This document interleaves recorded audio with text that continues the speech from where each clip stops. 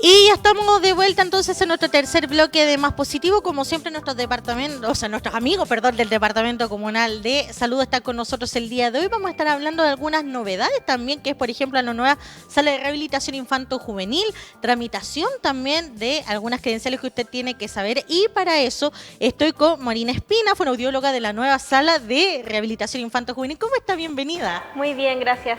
Y también estoy con Gabriela Muñoz, kinesióloga del CCR. ¿Cómo está? Bienvenida. Bien, gracias. ¿Cómo están sus mascotas? Todo bien, Todo todo bien, bien. Perfecto. Todo bien en casa. Aquí están hablando también en este caso. Bueno, yo creo que, chicas, vamos a partir hablando, quiero partir con la novedad, voy contigo ahora, de esta nueva sala de rehabilitación también.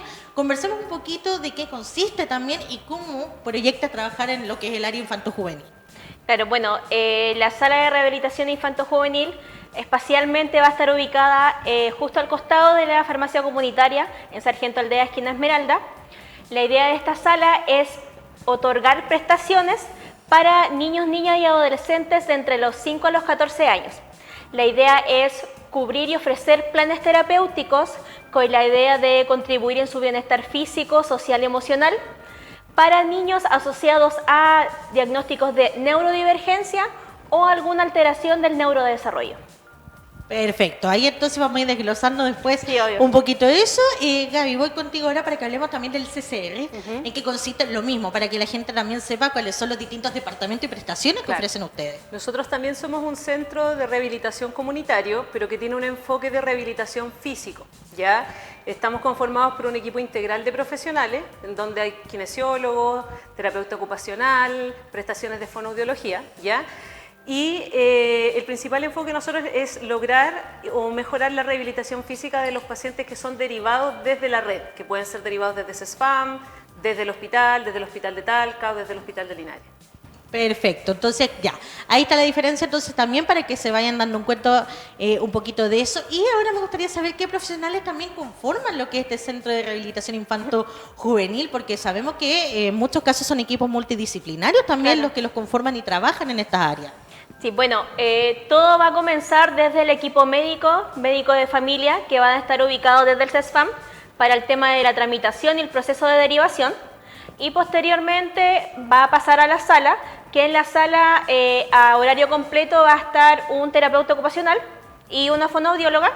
Y además a medio horario va a estar un kinesiólogo. Y de igual manera se van a otorgar prestaciones asociadas a un equipo y una dupla psicosocial, o sea, asistente social y psicólogo.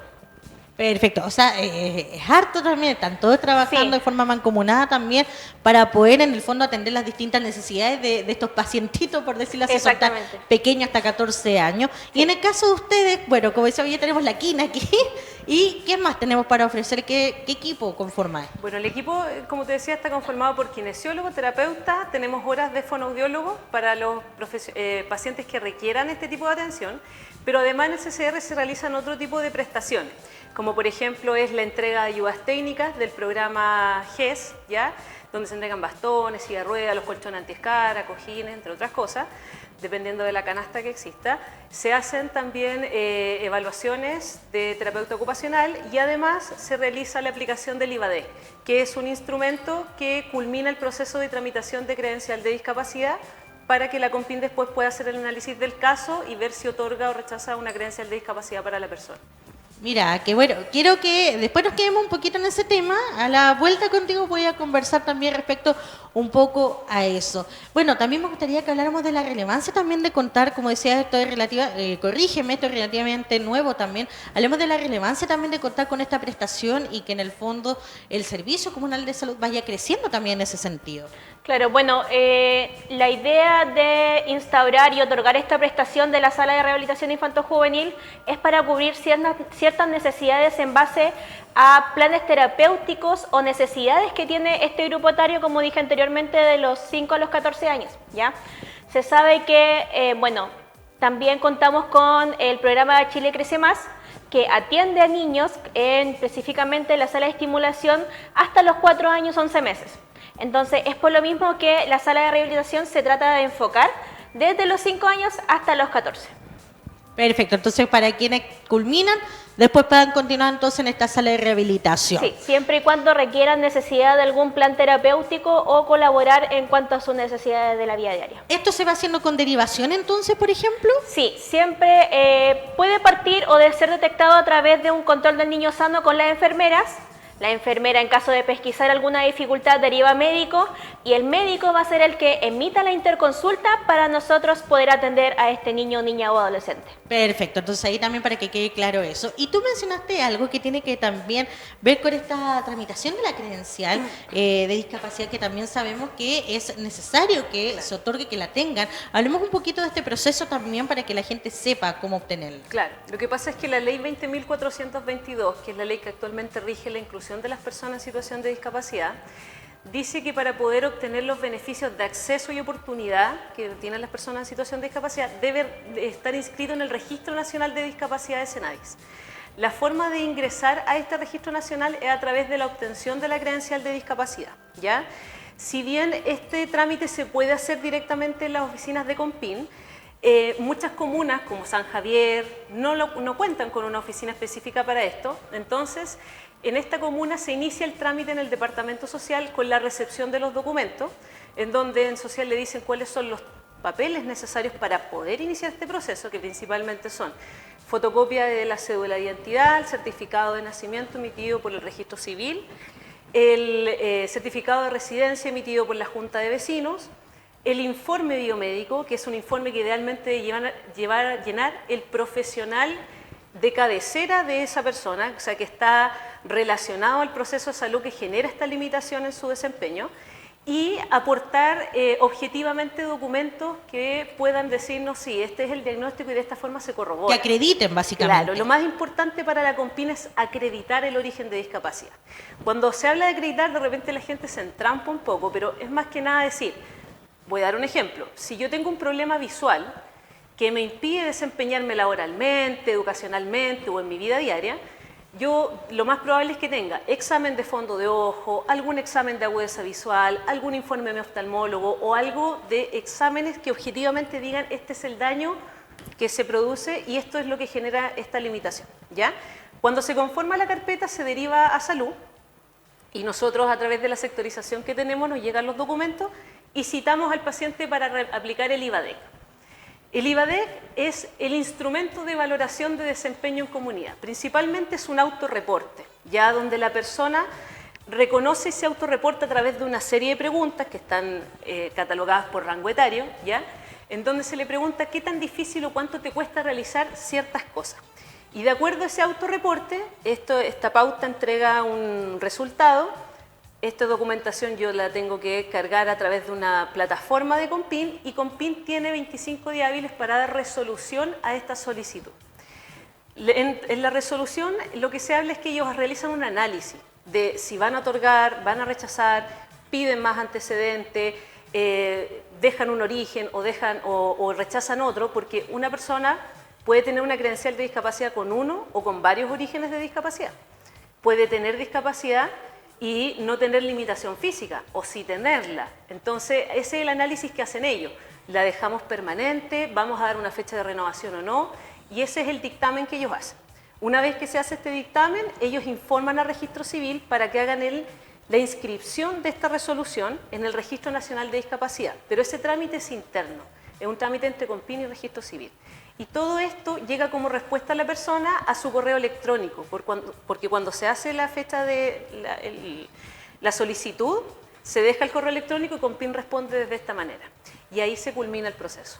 Perfecto. O sea, suena como un engorroso, pero en realidad, claro, ya teniendo la documentación en realidad Sí. que se solicita, ya Sí. eso el CONPIN delibera y Claro. ya de esa forma debería estar ok el trámite y con eso ya podría acceder a los beneficios. Sí. Entonces, beneficios, por llamarlo de alguna forma. Principalmente son acceso, oportunidad, igualdad, por ejemplo, hacer uso de estacionamiento en lugar reservado, poder hacer uso de la fila preferencial, el tema del acceso preferencial a atenciones de salud para las personas que están en situación de discapacidad, el no negar, por ejemplo, el ingreso educacional a la persona, el permitirle el acceso al ingreso de la universidad y que esta universidad además se comprometa con esa persona con discapacidad.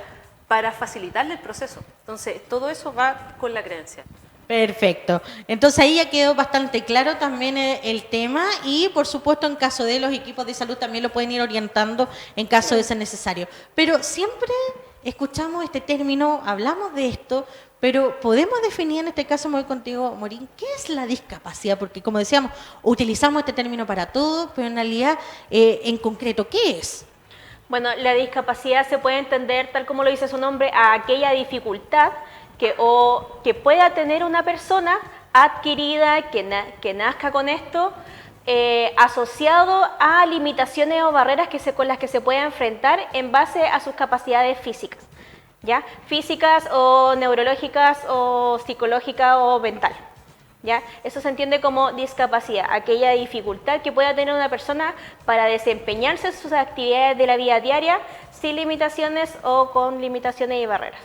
Perfecto. Y otra cosa también que siempre pasa es, ¿cuál es el término correcto para referir a una persona con discapacidad? Porque, por ejemplo, si alguien dice persona discapacitada puede sonar ofensivo, otros dicen personas con capacidades diferentes. Para mí, por lo menos, no sé, pero creo que tú podrías corregirme mejor cuál es el término adecuado también para que también rompamos un poco ese paradigma y nos enfrentemos de la forma correcta también en este sentido. Claro, sí, bueno, hace unos minutos atrás estuvimos conversando respecto a... Discutimos. Claro, tuvimos una discusión.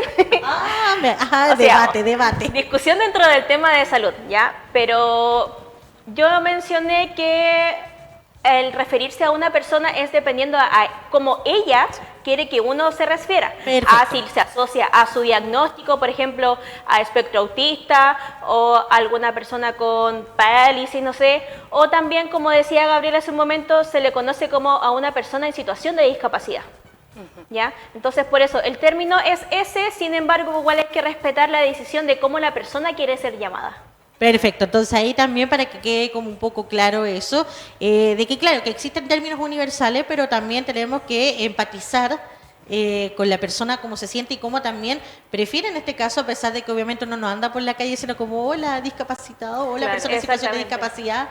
Uno no anda así por la vida, pero también hay que tener ciertos criterios y ciertos cuidados que era mejor quizás dejarlo claro en este momento para evitar, para que se evite cualquier problema después en un futuro, porque uno nunca sabe, sí. Sí, de todas maneras, el término persona en situación de discapacidad es como el que más encaja con el modelo actual, porque lo que dice es que sin importar qué limitación tengas, qué problema tengas o cómo se te dificulte la vida diaria, la mayoría de las veces es el entorno el que te discapacita, es el entorno el que te limita. Nosotros discriminamos a veces, estamos llenos de prejuicio en torno a eso. Sí, y pasa mucho. Nosotros en rehabilitación de repente somos bien crueles con los chistes porque ya entendemos de repente el proceso de rehabilitación de las personas. De repente ellos mismos son el del chiste cruel o algo porque ellos mismos entienden su situación. O sea, yo creo que lo que menos quieren ellos es que los traten como... De manera especial. De manera especial, así como el abuelito, el viejito, el cieguito. O sea, ellos no quieren eso, o sea, quieren ser personas antes que todo. Sus traumas, sus chistes, básicamente. Sí, exacto. No, pero está bien, o sea, igual yo siento que eso también permite como romper un poco esa barrera que genera una situación de discapacidad y les permite quizás verla de otra forma y también motivarse con la rehabilitación, porque yo siento que un porcentaje tiene que ver con esto, con las ganas, con la constancia de la rehabilitación, pero lo otro yo creo que también, Morín, que tiene que ver con el tema mental también, cómo nos mentalizamos nosotros también para salir adelante y comenzar a generar una terapia o una sesión de rehabilitación en el fondo para estar mejor. Claro, bueno, de todas maneras, toda aquella persona que no nazca con algún diagnóstico, por así decirlo, vive como un duelo, ya por el decir o el primer acercamiento, por ejemplo, con un médico general que tiene ciertos hallazgos, que hagan algún tamizaje, algún screening y luego que pase a otro especialista. Entonces, eso es súper importante, ir acompañando también a las personas a través del duelo, no solamente a la familia directa, sino también a familiares indirectos, como también a hermanos de la persona que está en estudio. Eso porque, como decíamos, claro, es distinto porque se enfrentan a una situación completamente nueva. Exacto. Tienen que aprender como a convivir con sus nuevos hábitos, a ciertas cosas que los van a limitar, por Claro, ejemplo, y es también complicado. Entienden por qué, por ejemplo, la persona actúa de diferente manera. Entonces, cuando ya todas las cosas como que van encajando, es que también uno como profesional, la idea es ir acompañándolos. Sí, generalmente lo que genera como mucha angustia en la familia es el desconocimiento, el no Claro. saber el por qué pasa esto, ¿De dónde viene? por qué lo adquirió, fui yo la culpable, yo hice algo mal, entonces tienden como Tiene a buscar, mucha culpa. tienden Sí. a buscar culpables y en realidad muchas veces es la lotería de la genética. Nuestros de la genes. vida. Sí. Un gen recesivo por ahí que se unió Sí. con el de la otra persona. Sí. Pero aquí entra el proceso claro. de aceptación. Sí. Yo cuando tramito credenciales de discapacidad veo de repente muchos adolescentes con muchas limitaciones y ellos mejor que nadie saben lo que pueden y lo que no pueden hacer. O sea, son súper objetivos en ese Muy sentido. conscientes Son en muy eso. conscientes. Entonces yo le digo, ¿por qué quieres estudiar esta carrera? Me responden, es que creo que es algo que yo sí puedo desempeñar con las dificultades que tengo. Entonces lo entienden a la perfección.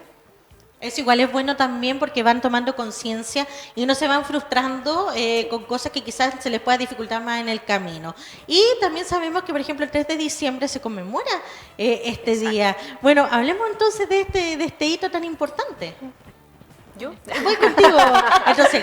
En realidad la fecha conmemorativa es el 3 de diciembre porque es la fecha en que la Organización de las Naciones Unidas agregó este tema, o sacó este tema hace muchos años atrás, para entender que era algo que estaba afectando globalmente a la población, de que era transversal y de que tenían que hacer un compromiso para mejorar el acceso, mejorar la oportunidad, dar oportunidades transversalmente y hicieron un compromiso a las naciones. Entonces, por eso se toma este día como el Día Internacional de la Discapacidad.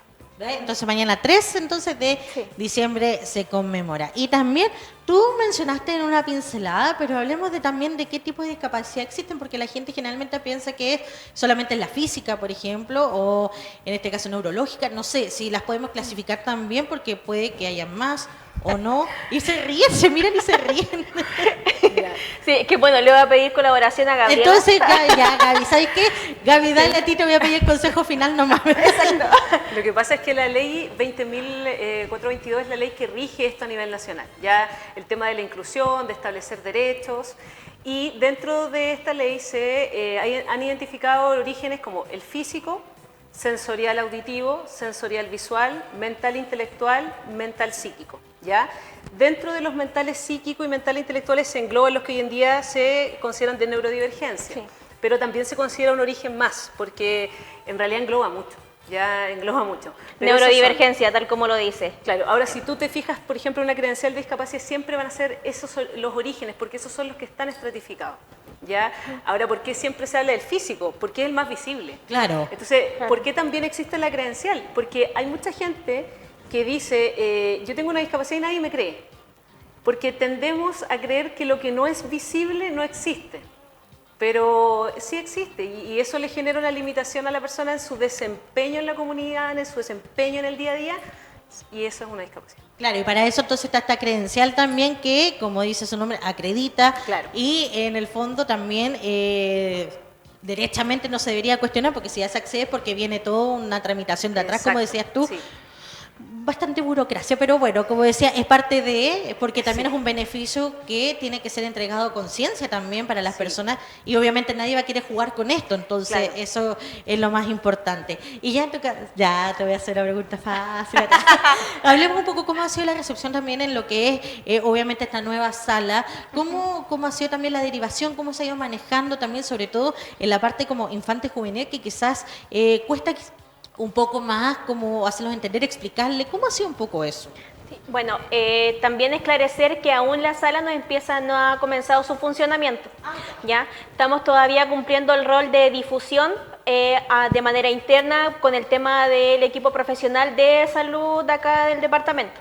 ¿Ya? Porque al ser una prestación nueva es que creamos este proyecto junto con la Dirección Comunal de Salud. ¿Ya? Sin embargo, de igual manera se han otorgado otras prestaciones mientras tanto, asociándolo a la atención que presta la clínica odontopediátrica, desde mi perspectiva profesional, con la habilitación y rehabilitación de las anquiloglosias por el frenillo sublingual corto. Y de igual manera, bueno, ese es el enfoque principalmente en cuanto a difusión. Y en este caso, por ejemplo, ¿hay alguna fecha estimativa de cuándo debería estar comenzando a funcionar? Por ejemplo, el próximo año. Y bueno, esperamos ya idealmente dentro del mes de diciembre realizar la inauguración Y de igual manera, a través de ferias o mesas que vayan surgiendo durante este mes por el tema de la discapacidad, es que vamos a ir difundiendo y anunciar obviamente cuando se comience con el funcionamiento. Pero entendemos que igual hay personas consultando. Eso, sí. Oye, y también hablemos de la relevancia de que las mamis y los papis asistan con los más pequeñitos a sus controles de niños sanos y todo eso, porque creo que quizás esa es la forma de pesquisar y que en el fondo se pueda realizar un tratamiento, una rehabilitación. Sí, como lo dijimos en su momento, es súper importante porque aquellos niños que no nacen con un diagnóstico o con un hallazgo que sea evidenciable o físico, como decía Gabriela, se encubren y principalmente nosotros las mujeres cubrimos algunos hallazgos que pueden estar asociados al tema de la neurodivergencia, principalmente al espectro autismo, ¿ya? Porque como se conoce, el espectro autismo tiene dos grandes núcleos, que son el tema de la comunicación social o intereses restringidos y restrictivos, ¿ya? Por lo mismo es que a veces este diagnóstico es un poco tardío, ¿ya? Entonces es importante y le hacemos la invitación a todos los padres o cuidadores de los niños que asistan a sus controles del niño sano con la enfermera, que asistan también a sus derivaciones respecto a sala de estimulación o a con médico de salud familiar para que otorguemos estas prestaciones de acuerdo a sus necesidades. Perfecto. Chicas, un placer conocerlas, haber podido conversar un poquito este tema, haber aclarado algunas dudas también sobre qué se generan en torno a esto, porque nadie está libre, a todos nos puede ocurrir, como decías, alguno puede ser nacimiento, otro puede ser provocado porque las circunstancias de la vida a veces así lo generan. Pero eso, Gaby, un placer, las puertas de Canal 30 abiertas para ti, nos vemos en una próxima oportunidad. Muchas gracias. Morir lo mismo, en una próxima oportunidad, espero que hablemos ya cuando esto esté, pero andando en marcha también, para que podamos hacer un balance también de cómo va en funcionamiento esto. Sí, obviamente, aquí estaremos. Y de esta forma, siendo las 11:33, vamos a nuestra última pausa comercial y se integra Mauricio Gutiérrez aquí a su matinal más positivo.